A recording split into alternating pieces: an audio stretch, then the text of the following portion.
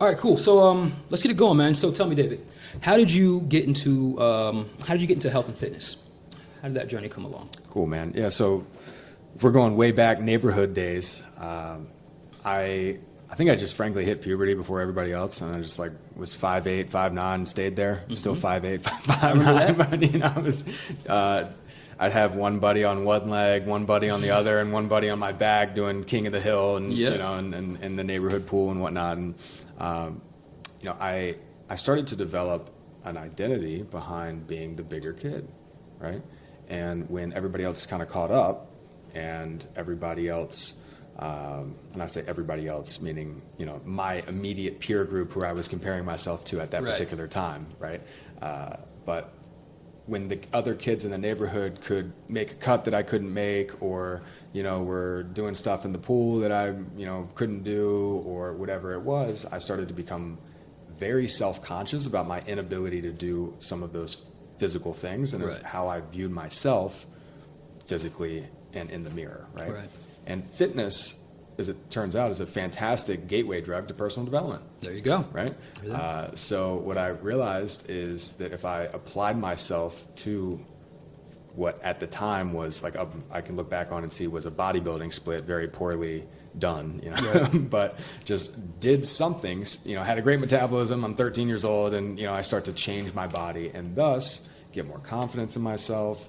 I see the reflection of how my interactions are changing with my friends, not only on the basketball court or on the soccer field, but, you know, even in the classroom. And, you know, I'm starting to get to that age where I care a little bit more about what girls think. And I felt more strongly, you know, confident the more I was able to run and, you know, lift and affect myself physically. Yeah. So. No, I remember those times. I remember being in kindergarten, lifting up 2 chairs and just watching every girl in the classroom just go nuts, right? And being like, man, there might be something on to this. No, but seriously, man, I kind of had that same thing where it probably wasn't as striking in my mind to really put those things together, but I probably had my first injury. Had the first injury and decided I was probably a little bit too heavy for what I was trying to do. It wasn't much, but it was a start. So I say, yeah, so you have that catalyst that gets you started. What were some of your initial goals? Can you remember what that was like, just trying to figure out yourself at that time? Yeah, you know, I'm in high school, and so my initial goals were, you know, I wanted a 6-pack, right? I wanted to bench 225, right? And I wanted to run fast. Like, I wanted to be able to play soccer, and I thought that it was the physicality that was going to get me noticed by the scouts to then go play college ball or whatever. And so, again, looking back with great hindsight, because it was 20 years ago, I put a lot of time into running laps when I probably could have spent a fair amount of that time like on the technical aspects of the game I wanted to get better at. Juggling a ball, playing the game, like getting touches in, fundamental stuff, right? But I dove hard into fitness. So when I got to college, my random roommate freshman year at JMU was a 4 or 5 time national and junior powerlifting champion. Okay. So I was able to get a real shift in identity as far as, okay, I was the soccer player, now I started to become the powerlifter. Right. And that came with a whole different set of pros, cons, stuff, otherwise. Yeah, man. Yeah, I didn't know you were doing the powerlifting thing. That's awesome, man. Like I said, I've been kind of keeping my mental inventory, and I think I've probably seen you do just about anything. Maybe not jump out of a plane. I think I've seen that. Yeah, there you go. So that's probably the only thing missing off the list, man. So you were saying, like I said, fitness just happens to be a really good way into personal development. Yeah. What does that look like as far as like motivating yourself? Your spirituality every day. How does that change your outlook on life? Yeah, well, I think if you take that kind of 10,000 foot approach to things, and you think of really 2 categories, right? So let's say I don't feel good about myself, I'm overweight, I've got some bad habits, I just feel poorly in general, physically, mentally, and otherwise, right? Yep. That can lead to the thoughts of, hey, maybe I should lose some weight, right? Maybe I could lose some weight, right? I can lose some weight. Start going to the gym, start doing the stuff, putting the efforts in, et cetera, et cetera. On the flip side, maybe you're not feeling too confident. Maybe you're getting picked on or bullied, and there's some self-talk there, or been in your studies, been in the books, whatever it is, and maybe I need to put on some muscle. Right. Right? Those are two ways where fitness, health, personal development can be really impactful in the personal wellness journey.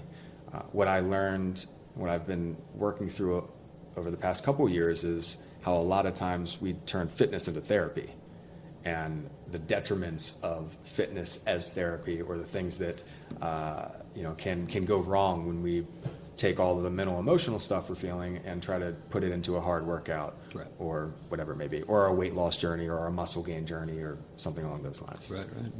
All right, man. So picking up where you left off there with it's about fitness becoming like a form of therapy, right? Mm-hmm.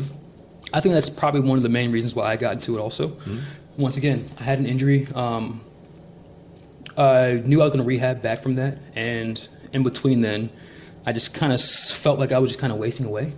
Just kind of sitting in my bed all day. And I'd never been in that point before where I had to sit down for more than 3 or 4 months at a time. That was just aggravating to me.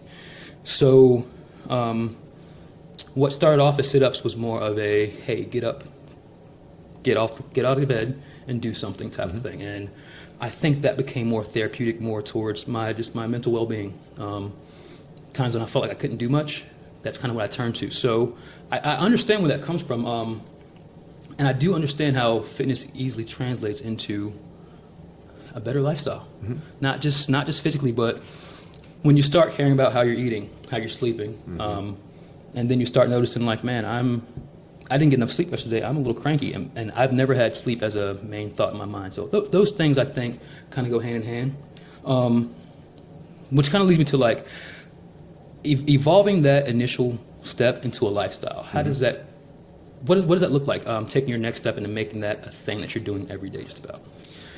Yeah, I mean, a lot of people miss this step, and it's such a key step because they think that it's the habits that they need to change, right? The first thing, and a lot of times it's like a wholesale change. It's a hard right turn. It's a 180-degree shift. You were doing this all the way, and now you're going to stop that completely and do this other thing all the way. And momentum doesn't really work like that, right? Moreover, like, habits are really difficult to just cold turkey. Like, it's possible, you can do it, right? But the best way I've found is to do identity first. It's like, are you the type of person, can you create yourself as to be the type of person that does X, Y, Z, right? You can train in the gym and et cetera, and lift the weights and whatnot, but when I develop the identity of the power lifter, like, that's a different form of juice, right? And same with okay, not only, let's say I'm on a weight loss journey, I got a lot of weight to lose, right? Instead of focusing on all or nothing and like the go and putting a lot of hard into it, a lot of stress into it, right? What if you became the person in your head and on paper, and you embodied it in your being that was capable of losing that weight before you tried to do it? Right. And it's a subtle shift, and it, I'm just a firm believer that we can be whatever we define ourselves to be, and that we can become whatever you want to become. There's no way to hold anybody back from that. And I'm not talking, necessarily gender or, a career or anything. It's just like who are you, and how do you see yourself? And if you see yourself as the type of person who can do that thing before you even embark on that journey, you've set yourself up for success in such a tremendous way. And then it's a reprioritization of what society largely and culture has largely told you matters, right? A lot of times we think it's diet and exercise. And of course food matters, but it's not diet that matters. It's food and nourishment. Right. And exercise, okay, yeah, movement matters. Resistance training may matter, cardiovascular health may matter, of course, but really it's movement that matters. Yeah. And sleep is more important than that. Water consumption is more important than that, in my opinion. Getting good sun is just as, if not more important than that. How much love are you sharing? How's your connection? How's your home life? What do you think of yourself when you look in the mirror? Like, truly not just the body, but the self. All that stuff, if that can be addressed simultaneously or potentially emphasized over the hard stress, workout, push, diet type thing, then it makes everything so much easier. It's a shift in thinking about the thing, right? Yeah. And that doesn't mean you can't go and bang a good workout, right? Or put effort into what you're eating, and of course that matters. But it's the head and the heart stuff that, in my opinion, is the through line between all that stuff working well and becoming a lifestyle, as you said, as opposed to a fad or just a passing habit. Right, yeah. No, I hear that. I think that I kind of get that same feeling when I watch marathon runners and things like that. I feel like if they're capable, I'm capable. But my mental isn't there. It's like I'm just not going to train that hard. Well, you don't want to do that thing. Right. But if they're capable, you're capable, and instead of a marathon, it's I'm building a podcast studio, or instead of I'm building a podcast studio, it's I'm going to go run this other type of race that I'm a little bit more fired up about, or put on 20 pounds because I want to, and it's because it's for me, and so, but that expander mindset that you're touching on and talking about, like if they can do it, I can do it. It's so important to have those people in our lives, not only in our personal life, right? Maybe you don't have many people you can turn to in that capacity, and that's okay, but there's digital figures. There's your David Gogginses, or your all these other people that you can kind of reach to and see. Oh, well, they could do it. I could do it. Yeah. I hear that, man. So one of the things I see are what's the official term for these mud runs? I know it's not a mud run. Obstacle course races. Races. Colloquially, mud run works great. All right, and it just happens to be mud on most of these obstacle courses. Most of them, yeah. Those things have always intrigued me. Not the physical competition, literally seeing you guys cross that finish line and like the look on your faces afterwards of just like this isn't. It's just this total disconnection from what I'm seeing.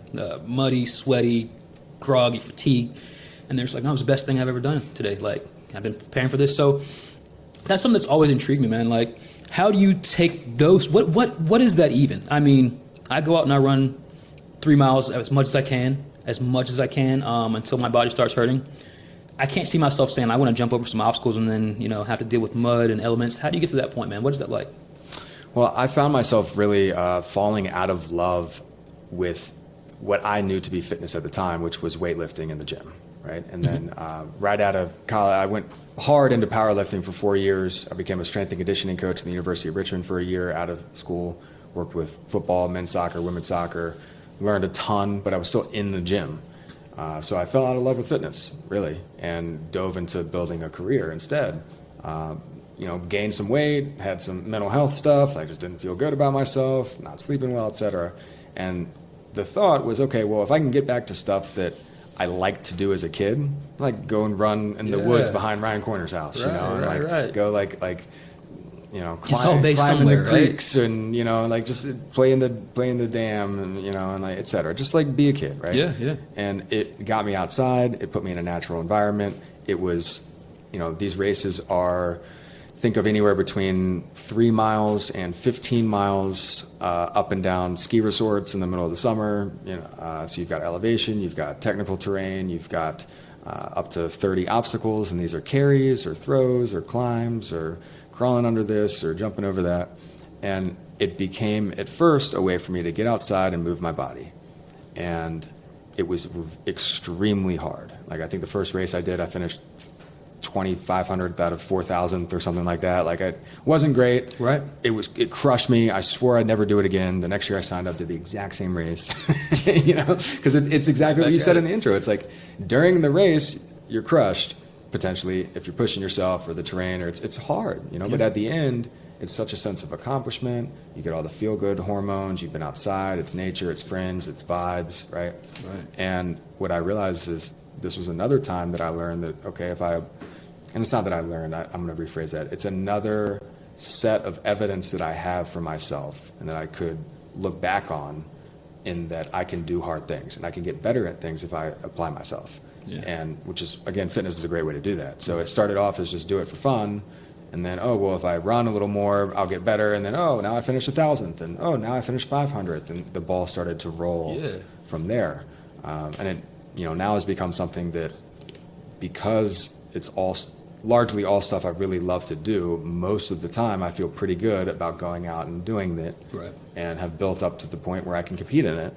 And it's fun while I'm doing it, but it's also a competition. In a sense. No, like I said, man, I see a lot of my friends, a lot of my fitness friends, and that seems to be the one thing that kind of binds them all together, no matter what type of fitness they do. I kind of see them, maybe a girlfriend's doing it or friends do it, and they say, hey, join with me. And those are the type of things that I really really start to enjoy. When I first got into weightlifting, it was a lot of tandem lifting and things like that. Totally. So I'm missing a lot of that now. So here's a great point that you bring up with that is like think about after high school sports ends or college sports ends, right? You know, maybe even after the intramural sports end or whatever. Like most people who put a lot of time, energies, and efforts into those things, you know, only 1% of people go to college, you know, Right. from a high school athlete standpoint, and only 1% of them go to the pros. Right. So there's a lot of adults, you know, in their 20s, 30s, 40s even that played a lot of sports either in the neighborhood or you know, team sports, and then don't have an outlet for that. Right. They don't have an outlet for the camaraderie, the team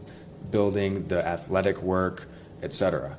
You know, and then they just fall out of love with just banging weights in the gym alone at 5:30 in the morning before work and the kids, and it's just, you know. So there's got to be a way to get back out, get back into community, make it fun. I think CrossFit did a good job of that in the mid 2010s, but Right. that was still in a gym. Right. And so what obstacle course racing has done is kind of do that and take it outside.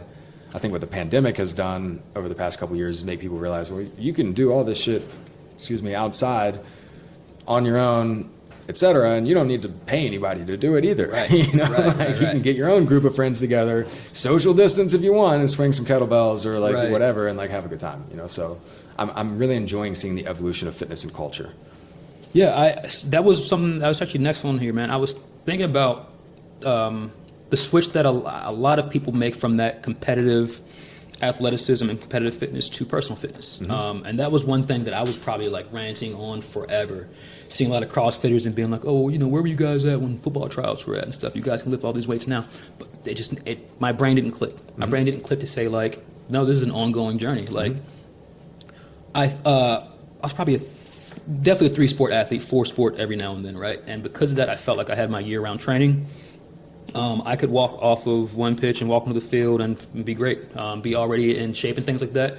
And it never really evolved past that until maybe my senior year when I realized like, oh, guys are actually like in the gym, going hard, trying to develop themselves. And I think that football season kind of, I lost my passion for athletics, honestly. Kind of started dealing with a little more art, but what I saw was getting back into my personal fitness, it was just about the same thing. It was like, man, you've been up at 7 o'clock in the morning. Like, you know how this goes. You know to stay hydrated. You know how to... I was doing 2-a-days at one point just because that was just kind of what I knew. Yeah. Like, I could wake up at 7, go ahead, get some food in, do these things, and then get back at it around 12 or something like that. So, yeah, I think that those two go hand in hand, especially when we're talking about high school athletics or just recreational sports. But at the same time, they're two totally different things when you're looking out for yourself. When you say, you know, this is what I want to see myself doing, as opposed to they need me to have this down because that's my job. You know. Bingo. Yeah. Right. I mean, yeah. What a great analogy to that. And then I think if you're open, we could take it even a step further. It's like, what does that evolution look like as we get older, right? I work with a lot of guys in and around our age group, a lot of professional men in their 30s, 40s, into their early 50s. I've also started working with, over the past couple months, a couple women in their late 70s. And it is a ball, bro. It is an absolute ball. I'm loving it. And their fitness journeys, right? What we're working on with you know, one client in particular at 79, her goal is to walk 50 miles on her 80th birthday in the middle of next year, right? And her fitness journey is starting with, okay, how many times can we get up and down a chair? You know, how many times can I stand up and down out of this chair? It's right? tough. But that's some real life Yeah, stuff, yeah, right? yeah, You know, and yeah. especially if as people age, like, okay, now we're balancing. Now she's out to walk in. It's been 3 months. Yeah. She's walking 11,000 steps a day. Yeah, yeah. Every day. We're going to get that up to 15K and then to 20K. And I don't know anybody else that walks 15, 20K steps a day. Right. Like, she's getting after it, but Yeah. she's got time. She has time in the sense that she's aware of how important it is and how fleeting it is, and potentially how, you know, she's on the back end of her life. She's 80 years old, and yet a lifestyle and a lifetime of being active has allowed her to be able to, at pretty close to the same age as my granddad in a wheelchair, be able to get up and down a chair after a couple months, Yep. go from 5 times to 42 times, right? Like, that's a big difference. That's Yeah. years on her life Yeah. if she keeps going, you know? So I really like to view before where it was competition and now it's maybe personal fitness, it's like, okay, what does longevity and health look like as we get older? Like, Yeah. Is that going to be a different style of training? Is that going to be maybe focusing on different elements? Is that going to be a different mindset? Like the answer is yes, potentially to all of those. Yeah.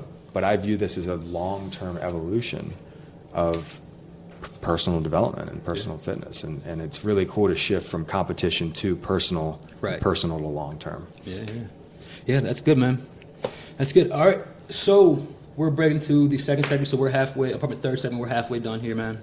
Let me see, fitness evolved into, we kind of talked about lifelong fitness just now.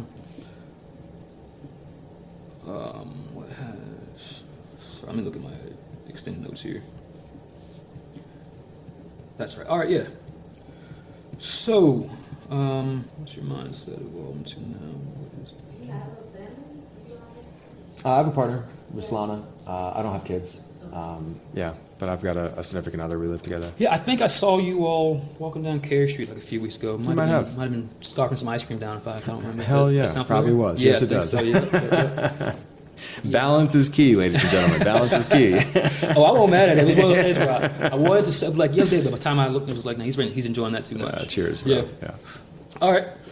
So moving on, man. So this is the liftoff. This is you're flying now. All right. So we moved past you figuring out who you were in your fitness journey or just who you were in life. I don't think this series is going to be based around fitness. I know for a fact it's not actually. Cool. So I'm kind of throwing all those in the same box of fitness and health, but I think it's just general well-being, right? I think that's something that I've seen from you on multiple levels, even outside of your physical self, obviously. So, what has your mindset evolved into now from just what you've seen? Once again, man, you're talking about you've seen the 80-year-olds who really want to get themselves back together. How has that changed your mindset on life, if it has? Yeah, man. It's shifted my goals from being performance-driven largely to being health-driven, knowing that there's a big difference between, I might be, like, think about a bodybuilder. When a bodybuilder steps on stage and they're at their absolute leanest and biggest and most jacked, they're at their most unhealthiest, right? Their blood work is wrecked, right? Just the whole 9 yards, right? So I'm more concerned now with how healthy am I? What's my blood work look like? How do I feel 99 days out of 100 versus what's my mile time, right? From a mindset standpoint, though, I think the biggest shift for me has come over the past 3 to 7 years or so, where I've been able to go from a spot of where I really, frankly, hated my life. I had a lot of things going for me from the outside looking in, the girl and the job and the dog and the house and the fan and, the career and et cetera. But I was truly unhappy and really hated myself. And I think that biggest shift has been learning to love myself and learning over the past couple of years when implementing the words and the language and breath into the equation, like implementing the fundamentals of architect language patterns.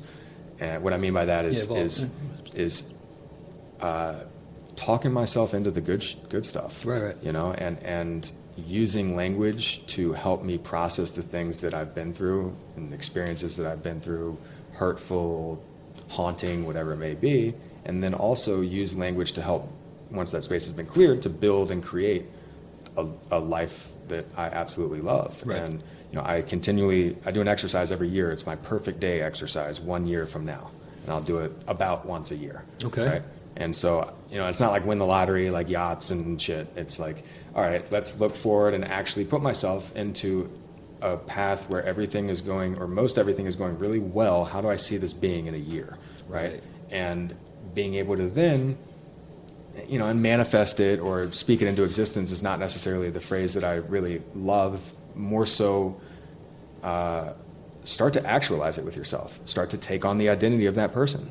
I needed to believe that I could be a world-class storywork coach before I could become a world-class storywork coach. Right. And then, I talked about this earlier on a podcast I recorded today. It's like, now that identity is not only I believe it and embody it, but other people see that in me. Right. And then that's how I'm projected outward but that had to come up here and in here before it could be any of that. And then I couldn't sit on my couch and be like, oh, I'm manifesting this. It's like, no, I had to go and put in 1,000 reps, you know. And now that's how we're kind of shifting and talking. So Yeah, it's funny because even your jogging, putting 1,000 reps, man. I think it's through the lens of fitness. You know, it really is. Right. It is what it is. You know, so that's funny. I don't feel too far off, but I think that's kind of what I envisioned with this conversation was. I saw myself saying, well, let's just not stick. I know there's more to David than just his personal fitness journey. Mm-hmm. But at the same time, I do see that for people, especially for me, I know how impactful that can be. Mm-hmm. And I would just assume that it's been more for you. So, yeah, man, I'm with that. I like how that sounds. Well, let's just do this.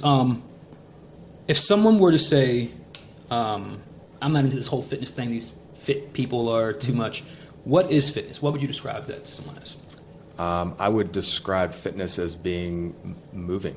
That's what you say, yeah. Like you don't have to be fit. In fact, fit is not necessarily the goal for most people if you really think about it. Yeah. The goal for most people is realizing that they feel like crap right. about either themselves or physically. You know, if I drink a bunch of soda all day long and I don't sleep really well and I don't drink any water and I haven't moved in like years, or you know, I'm just having 4 cheeseburgers a day, or like any combination of any of this stuff. Mm-hmm. You know, I quite frankly won't feel as good as if I'm not doing those things and doing other things that are helpful in building and et cetera. And so fitness doesn't have to be in a gym. It doesn't have to be a culture. It can be just moving. It could be doing more walks. It could be taking your kids out for more stuff. It could be, you know, and I'd really examine the beef with fitness if you're open to diving into head and heart stuff for a second. Yeah, it's give it to me. You know, it sounds a lot like victim mentality, right? Mm-hmm. The victim mentality is one of my favorite things to focus on because we've all had it at various points of our lives in various situations,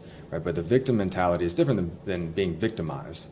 People can be a victim of a crime or something, but the victim mentality is perpetuating that thought process. Right. So it's defined as an acquired personality trait whereby an individual tends to regard himself or herself as the victim of the negative actions of others, even in the absence of clear evidence. And the victim mentality depends on habitual thought process and attributions. Wow, man. Definitions. Yeah. So, but what I want to pull out from that is 2 points. One, it's an acquired personality trait by definition. So if you acquire something, you can unacquire it. Right. Right? And the other is it depends on, meaning it has to have a habitual thought process. So part of what I do as a coach is pattern interrupt. Right. And you know, put people outside of themselves and out of their situation and their world for a second and realize, okay, potentially I might be playing the victim here. Right. You know, in XYZ or in my thought patterns or in how I'm projecting and relating to this individual or what I experience in my life on a regular basis. And so if we can shed that victim mentality, then we can start to step into the identities of, you know, someone who's not a victim. Yeah, no, right? I'm with it, man. This is probably my lane. I'm not gonna do it here today, but I'm with you on that one. I don't even know how to begin that conversation. I know exactly We'll what do you're part saying. 2 if you want. Yeah, I think that's what it has to be there because it just is what it is. I think it just more so grinds my gears than actually being something that actually makes sense to me, has any value in my life. But I can say at some point that was me. You know, I think I probably had that same thing of just like researching everything in the world to be like, oh, that's why I can't lose weight. It's because I've got this genetic, mental, whatever. No, bro, you're just not going hard enough right now. And once I got over that hump, it was that simple, you know. But it was a definite victim mentality thing, and I don't know where it started from, but I see others who still have that same mentality, and you know, it is what it is. Everyone has their own hurdles to get over at different times. And they're on different flight paths, if I'm going to use your analogy, right? You know, like somebody might just be taking off at like 5 p.m. Yeah. Like it's you know, 4:30. Like, you know, they haven't gotten in the air yet. You know, they're still taxiing, right? You know, maybe other people are at cruising altitude and they've dealt with this particular thing. You know, but one of the things I really realized, and this came from working with a professional pitcher, is he was on the mound thinking about the stuff going on with his girl back home. Right. Like in a professional professional game, game. you know, and I asked him how often that occurred, and he's like, man, well, with this situation, it's been relatively recent. You think he was all-star level pitching at that particular point in time? No. Absolutely not. It was affecting his Just a performance. bit outside. Exactly, just a bit outside, and that's another walk. So, you know, what I extrapolated that out to other high performers, you know, and the best performers can leave it at home or leave it at work. You know, most people are very poor at compartmentalizing those things. So what goes on at home bleeds into what's going on at work, bleeds into what's going on in their personal life, and, you know, et cetera, et cetera. And if we can positively affect another of those buckets, often performance in general will increase. Yeah. You know, and a lot of times it is something with a spouse, or it is something with, you know, something that happened when you were little, or it is something that, you know, whatever it is, like, Right. but it might not be directly related to, you know, The solution. exactly. Yeah, no, I hear that. Yeah, and once again, I think, man, being able to talk these things through for the first time, my brain's going so many places just about my personal life and just other things that I've seen before. So I can definitely relate to that. And I'm pretty sure that if people just observe the world around them, they'll see that that is a lot more common than you would expect. You know. Mm-hmm. All right, so that was all the good stuff there. I wanted to get into Chop Club for Men, man. Chop Club for Men. Rad. What's going on? What is that? So I'm going to try to do some association here. I've seen you on IG throwing all types of things at trees and objects and stuff. Is that part of Chop Club? Not really. Okay. No. Yeah. Though it is a perfect analogy. Like, have you ever heard the phrase "chop wood, carry water"? I have now. Have now. So that goes back to, like, just doing the basics. You know, it's like, regardless of anything else that's going on, like, if you're trying to survive in the woods and you got yourself a cabin or a homestead or whatever, you need to chop wood and you need to carry the water. There you go. It's just this basic stuff you got to do every day. So it's the fundamentals. But chopping came about from, I used to say, keep chipping. And I had this little, like, image in my head of, like, I'm, like, molding myself, and I got this little, like, chisel, and I'm, like, taking a little hammer, and, like, it was taking too long. It was two tiny little chunks. Like, I feel like I had these little shavings of stuff come out, and I want, like, chunks out of my goals. So There you go. in my head and in my language and my lexicon, I changed that from chipping to chopping. The image in my head, the imagery went from a chisel to an axe, and I started to make leaps and bounds personally, professionally, and otherwise. So again, Nice. coming back down to language. But Chop Club for Men is, CHOP actually stands, it's an acronym, right? It's connection, habits, optimization, and play. And my partner, business partner, Brooks Meadows, and I believe that those are the four things that most men are missing in their own health and wellness journeys. So Chop Club for Men is a organization where myself and my team help coach professional and executive men to better health in less than a year. And we do so without them having to sacrifice work or family time. So Yeah. we teach them how to integrate healthy habits into their personal life. Yeah. We interviewed 50 men. We took 3 months to interview 50 men in our target market. And we found that unanimously, like, no joke, 50 out of 50. Some people gave back 10 things that they wanted, but all 50 had some form of, they wanted high touch accountability. They wanted cutting edge education, like the new stuff, the good stuff, right? And they wanted a toolkit, like they wanted resources, like, Right. hey, like, help me implement this stuff, right? I added that story work piece, you know, the head and the heart and the language and the breath work, and kind of that piece of getting into the stuckness that we were talking about before, and I've been talking about a little bit here, and created a year-long program for men to access at whatever level they want to play on. Meaning, if they need high-touch accountability and one-on-one coaching, we have a year-long offer for a year of one-on-one coaching with all the other stuff. Nice. If people want the accountability and the connection and the toolkits, it's a much lower and more accessible price to get that. It's just not one-on-one coaching. But what we do have is a monthly 90-minute masterclass on an education topic of the month. First month was mindset. Second month is movement. We're in movement now. Next month is technology. Next month is hydration, right? So it's a topic. We'll do a deep dive on that. And we have an accountability call every month where we celebrate our wins as men, and we ask one another how we can hold one another accountable as men, and we do that. Yeah. And so we've built a community, and we're helping guys get healthy and, like, integrate into their lives. It's super rad. Yeah, no, I love that, man. I love the fact that you actually attached the the need for men to be in that same area. I don't know if women already have that space or what that looks like, but I think that's the first time I've heard about that in a way that was in a way that's implemented effectively. Like I said, starting off with not losing any family time. Yeah. I think that's probably one of the bigger things that I see a lot of my friends who really want to do better for themselves. It's the first sacrifice they throw out. Because it's the first excuse they throw out too. You're right. Often, hey, I got my kids. I'm sorry, I can't do that. You're right. It's like, okay, well, what if you involved your kids? Like, what would that look like? What would it look like to exercise at your desk while you're at work, right? Right. Like, what would that look like? How could we possibly affect that there? To where you don't need to worry about doing it when you get home because you already did it. Right. And it doesn't affect your workday. That's you good know, stuff, so man. like, what can we do to implement this? And that's where a lot of the problem solving comes in. Is, you know, we do it for the individual. Yeah. Right. That's good stuff, man. How about workyourstories.com? Can you tell us about that? Yeah, so Chop Club for Men is, as the name implies, it's for men. We we do have a Chop Club for Women in the works. It's There you probably go. not going to be called Chop Club. It's going to be 2023. We'll have a women's group coming in, but for now, Not throwing names out there right yeah, now? not throwing any names Not out there your now. plan. Yeah, it's not quite there. It's in our parking lot. So Work Your Stories, and this is where I've been doing 90+% of my professional work over the past 3 years has Okay. been in story work, right? You know, I use a set of practical mindset tools to help people unlock freedom and confidence, period. Yeah. And that's Work Your Stories. So people set up one-on-one sessions. We do it over Zoom and a Google Doc. And I work with anywhere from done sessions with 9-year-old kids, working with that, 80-year-old woman, everything in between. I do a lot of work in the addiction recovery space. Oh, yeah. Yeah, so for folks that either are in an active addiction or coming out of an addiction and they're in that early phase of sobriety and recovery, I'll do work with folks at a very reduced rate. Good stuff, man. For getting through the stuff that either got them there in the first place or to help their language patterns now in the current time to better affect their chance of sobriety moving forward. Yeah. That's good stuff, man. That's very inspiring. That's what I was going to say, inspiring others, but I think you kind of got that covered, man.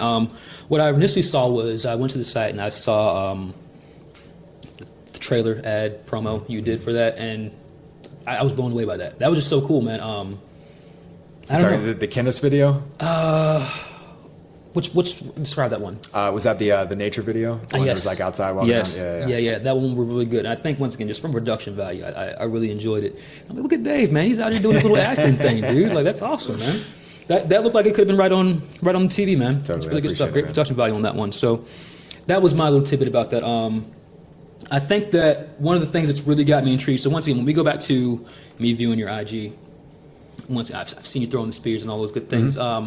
What does that start with? I think I see you incorporating some of your friends. Is that just a buddy thing, like, hey, we're around here having some good time, why don't you throw one? Or is that something that you Yeah. actually put into your fitness regimen? So the spear throw is kind of synonymous with Spartan, the brand Spartan, which is an obstacle course racing brand. It's my preferred, brand. So obstacle course racing mud runs. There's, think of them as car companies. Ford and Tesla, and like you got all these different ones. Like I just happen to rock the Ford one, Okay, which is Spartan, Spartan. right. Yeah, exactly. The spear throw is a pretty elemental part of that, and it's really a make it or break it thing, because if you miss any obstacle in a Spartan race in the competitive heats, in the competitive waves, then you have to do 30 burpees, and they are videotaped and timed, and that is not fun, trust Yeah. me, especially when your heart rate's already Yeah. and you miss the spear and you got to do burpees, right? Same if you fall off something or can't do something. But so the spear throw became a skill that I began to practice, and it's just, dude, it's fun. It's like one of those like primal like back kid things. We've got a dead tree in the backyard. Yeah. It's like in the middle of the garden, and I ordered a spear for $30 off Etsy from like Spartan Chick 01 or something like that. And, Right. and like got sent a replica Spartan spear, and we have a good time. But fundamentally, what that is more about is feet in the grass, outside in the sun, playing with friends, or like just in nature. So there's a lot. I like trying to check off a lot of boxes at one time with stuff, and that definitely does that. Yeah, you do a great job from what I've seen, man. Like I said, the way that you've incorporated just all of your key values and just about everything you do, it's kind of it's just amazing because I don't really see it that way. And you're like, yeah, man, you are out there enjoying nature, having a good time with your friends, and I see it now, and I'm thinking to myself like, I gotta give me a spear. I got plenty of trees in the backyard, and catch up. Get a dead one, man. You will wreck trees if you just start like picking one live one. It'll be dead in like a month. It's been there, done that. So, and one of the last things of today. Now, this is one of the ones I just had to leave off because I don't know why this is just so wild to me. Ice baths. yeah. What the heck, man? They're the best, dude. They're the best. So that's actually coming up in December. We have what we're calling immersion month, right? And Okay. so I'm a huge fan of anything that causes a adaptation in the body, like a stress response, or causes the body to develop in some positive way. And so this is a concept called hormesis, right? This is a hormetic stressor, which means, again, it stresses the body enough to cause an adaptation, but not so much as to permanently hurt it. Okay, And that's so- what I always wondered about, man. yeah. So our bodies are adapted to dealing with extreme temperatures, either heat, desert, aka sauna, or cold, aka fall in the ice river, or it's wintertime, right? And so if an individual spends starts to spend more time in either one of those environments, there's going to be adaptations that occur because the body doesn't know that we're in 2022 sitting in the sauna or like doing ice baths every other day. It just thinks like, holy crap, this guy Good sucks at walking next to the river, keeps falling in, Keeps falling and we got to make sure that the Yeah. next time this dummy falls into the river, he's going to be better suited to getting out and staying alive. Yeah. And so what ends up happening with cold is a number of factors very quickly.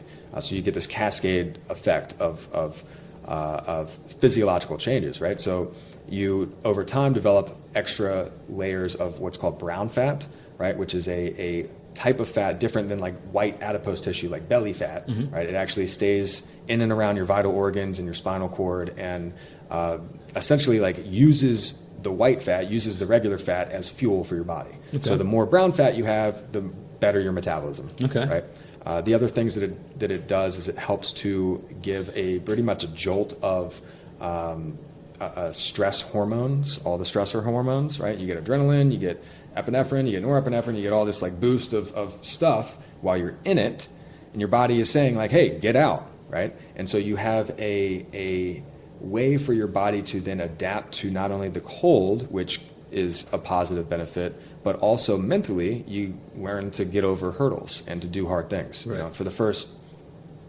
200 ice baths, every time I looked at them, I'm just, I don't want to do it, right? Yeah, right. And now I've got to the point where yeah, all right, fine, and I can get in. Right. And then that first minute is fine typically, and that second minute is fine typically, but then it starts to get cold and you adapt. But, ultimately it's a mental thing, and it's phenomenal for your muscles, man. It's phenomenal for recovery, reducing inflammation. That's what I've only known. I mean, think about like from the Navy SEALs choose the West Coast, the Pacific Coast, and they do it in January and February for their boot camps for a reason. I didn't know right? that. Football players, you see them in training camp and they're in the ice tubs, and it's Yep. not just to cool off. It's because it helps to flush the lymphatic system, helps to get new blood and nutrients in.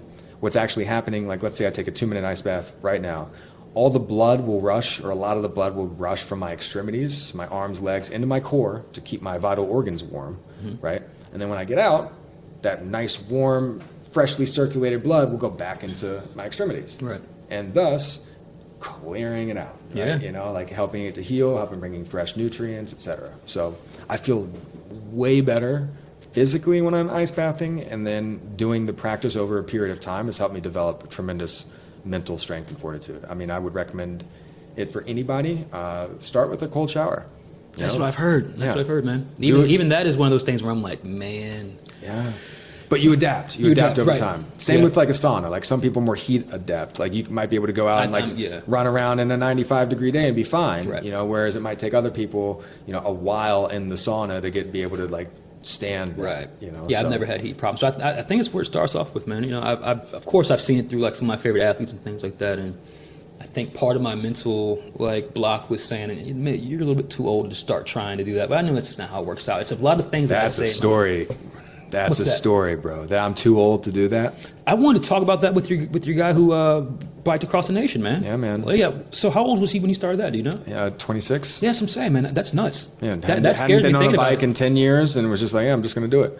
Yeah. Shout out to Joe Lindley. I mean, think about my client who's 79. Yeah. Like she hasn't walked more than 13 miles in her life. She did a Right. half marathon however long ago. and now she wants to do 50. Right. Like, you ain't too old. Not too too old old. to do anything. Yeah. I'm a firm believer in the following. There is no such thing as an unrealistic goal or dream, merely an unrealistic timeline. No such thing as an unrealistic goal or dream, merely an unrealistic timeline. I like that. So like, hey, I want to qualify. I want to be the best obstacle course racing athlete in the world. And I'm going to set my goal to do it by the end of June of 2022. And like, well, we got 7 days left. Like, Right. that ain't happening, right? Yeah. You know, but if I maybe set that timeline out, 5 years, Mm-hmm. and I dedicate my heart, soul, everything to it, and I put it all into it, like the odds are that I will get much closer to that, with a realistic timeline. Yeah. So if that's what I really wanted to do. Now, if we don't get what we want in life, it's often because we didn't really want it in the first place, or we tried to negotiate on the price. And I would find out real quick Okay. whether I actually really wanted that, and whether I was able and willing to do the things necessary to not negotiate on that price. Right. Yeah. To do what it takes to be a world champion in freaking anything. Yeah. That's 2 full-time jobs. That's great, man. That's great, man. So this has been awesome. Thanks for stopping by, dude. Learn to fly. Thanks for kicking this off. I got us in the air. I would say, man. One last question: are you flying now? Do you see yourself having further to go? Do you think you're soaring? Where do you think you are on this path? It's a great question, man. I really have learned to celebrate the wins. I admittedly am my own worst critic. So celebrate the wins, celebrate the altitude gained. I've absolutely taken off. I feel like I might have crashed a plane or two along the way, or had some crash landings, and then now we bounced on the bottom. It's like, okay, now we're good and we're back here. But definitely. I mean, any personal development journey for me is lifelong, and my goal with health is to live well for another 100 years, and I imagine I will be continually evolving along that path. So if cruising altitude is 30,000 feet, I feel like I'm at a steady incline at about 11 or 12. Yeah. Right. Got some time. Yeah. And there's a lot of, again, celebrate the wins. Yeah. It's we're all young, so Yeah, man. keep chopping. Well, you're doing great, man. I see you flying, man. It's good. It's good to see that, dude. Appreciate So that. Thank you. Thanks for stopping by, and this has been the first inaugural episode of Learn to Fly. We'll catch you guys later. Dude, it's stuff. super fun. Man. Yeah, man. Super fun. I appreciate you.